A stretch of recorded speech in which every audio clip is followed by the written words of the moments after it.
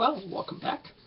I had intended to go on to verse 5, and I'm certainly going slowly enough through Galatians that it would be reasonable to go into verse 5, but there is one last aspect of verse 4 that I just can't let myself skip. And that is that very last phrase where it says, according to the will of our God and Father. So I want to focus on what that means, what according to means. The Greek word is kata. Kata, in this context, could have a couple of different nuances that we should discuss. First of all, kata is used to introduce the norm or the standard by which the action is being judged. In this case, the action is that Christ gave himself for the enormous extent of our sinfulness to deliver us from this present evil age. That whole package was done in accordance with a particular standard, a particular norm, namely the will of our God and Father. So kata introduces God's will as being a cosmic standard, really, according to which Christ's actions are to be judged, are to be compared for their validity. It's the way we in the United States use the Constitution. When a law is passed, it is to be compared to the Constitution, and if it's found compatible or in agreement with the Constitution, then we might say it is kata the Constitution. It is constitutional. And in the same way, then, this giving himself for our sinfulness and delivering us out of the present evil age is according to God's will. God's will is the absolute and final standard to which all of reality has to conform, and in particular, this action that Jesus took. And it does conform to it. It is according to that will of God. Kata is also used in a slightly more general sense, just to compare. In which case it might be not so much talking about a standard as just talking about a parallel. It could be saying that two things are similar to each other. They're parallel to each other. They're the same as each other. They're alike each other. And in that sense, then, kata, in this case, could be translated more like Jesus gave himself for our extreme sinfulness to deliver us out of the present evil age, just like the will of our God and Father. Our God and Father's will was to get us out of this present evil age and deliver us from it all, and Jesus did that. Jesus gave himself for our sinfulness to do that, and they are parallel. They're acting jointly in conjunction, reinforcing one another. And all of that idea, all of those ideas could be contained in that one word, kata. So I would tend to translate this very emphatically, that Jesus gave himself for our sins to deliver us out of the present evil age in complete agreement with the will of our God and Father. It was a unanimous act, a unanimous decision, a unanimous plan, if you want to use that word, to get us out of the present evil age. I think it's important, in one sense, this seems like an obvious thing. Of course, Jesus was acting according to God's will. But in another sense, we tend to deny it. Oddly enough. And I've heard it in a distressingly frequent context within churches, where people talk about the God of the Old Testament versus the God of the New Testament.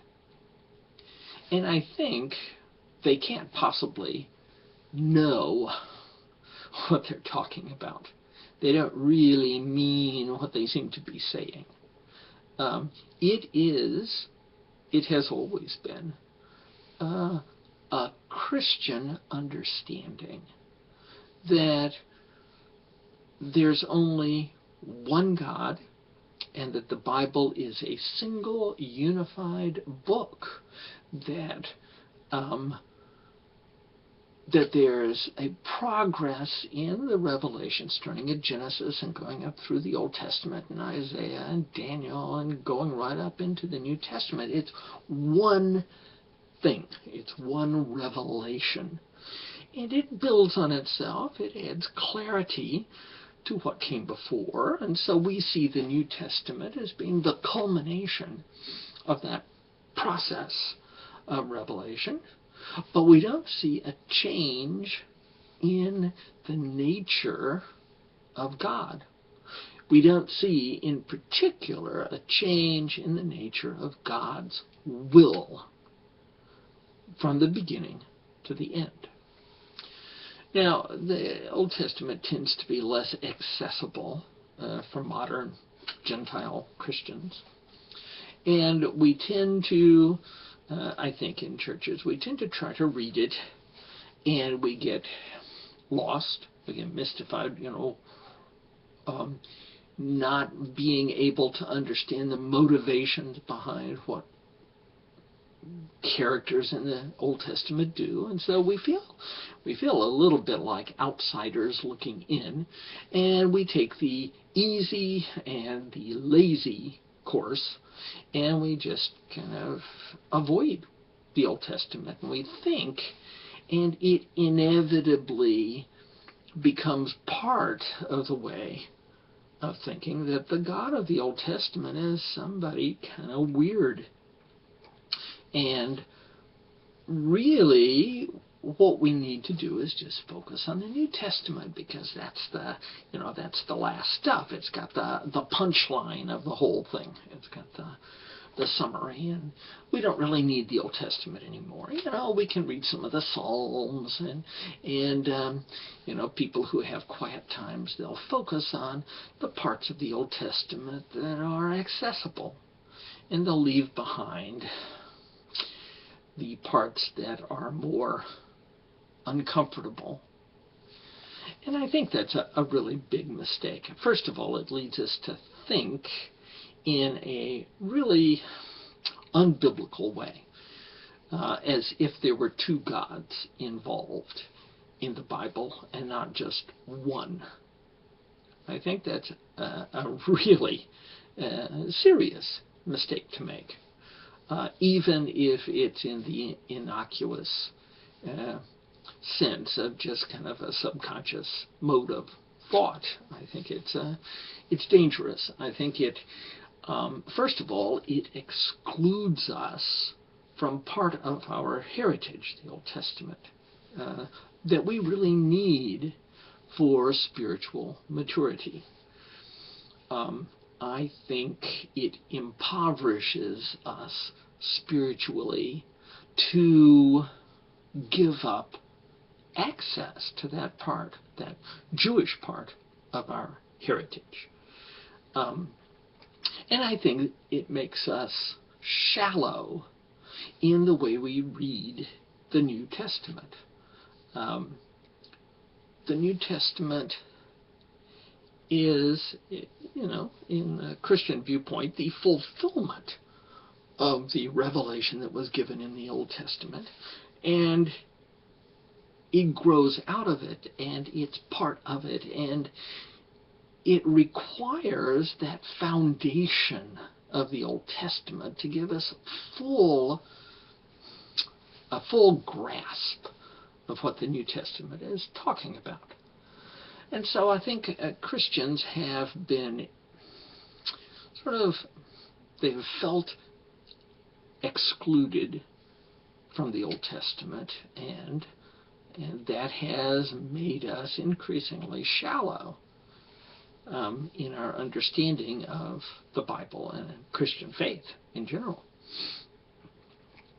But as Paul says here, what Jesus did was in complete agreement with the God of the Old Testament. They're not two separate gods. They're not acting against each other. They're not acting in any way in opposition. They are entirely in agreement with each other. And I think that is something that we need to encourage within the church, is we need to encourage that willingness to put in the hard work of learning how to read the Old Testament. And I'm doing the series on the letter to the Galatians, and that's about as New Testamentish as you can get. But as you can see, you will see if you persevere with me in all these videos on the letter to the Galatians, that we are going to get very intricately involved in trying to understand various passages from the Old Testament. You can't understand even the letter to the Galatians unless you understand more deeply the Old Testament.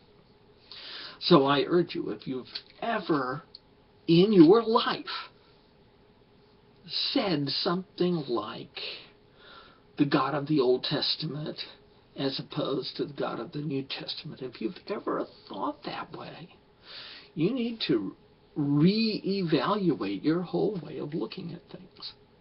Now, I know, there's a lot in the Old Testament that we find off-putting. There's the invasion of Canaan.